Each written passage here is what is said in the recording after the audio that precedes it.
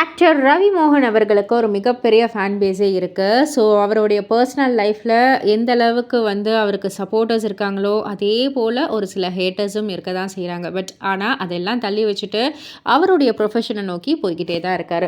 ஒரு இன்டர்வியூவில் வந்துட்டு ஒவ்வொரு ஆக்ட்ரஸ் எல்லாம் வந்து அந்த ஃபோட்டோவை போட்டு அவங்கள பற்றி வந்து ஏதாவது ஒரு விஷயம் ஒன் வேர்டில் வந்து கேட்டதற்கு நிறைய சொல்லிகிட்டு இருந்தார். அந்த சமயத்தில் நடிகை த்ரிஷாவுடைய புகைப்படம் வந்தோடனே கொஞ்சம் கூட யோசிக்காமல் ரவுடி அப்படின்ற மாதிரி சொன்னாங்க. ஸோ அந்த ஒரு வீடியோ வந்து இப்போ சோஷியல் மீடியாவில் உள்ளே வந்துக்கிட்டு இருக்கு. என்னப்பா நம்ம த்ரிஷாவை ரவுடின்னு சொல்லிட்டாரே அப்படின்ற மாதிரி தான் எல்லாருமே கொஞ்சம் ஆச்சரியமாக பார்க்குறாங்க. அதுக்கான ரீசனையும் அந்த வீடியோலேயே அவர் சொல்லியிருக்காரு. ஆக்சுவலாக நாங்கள் ரொம்ப நாள் பழக்கம் இல்லையா, ஸோ நல்ல ஒரு பாண்டிங் இருக்கும்.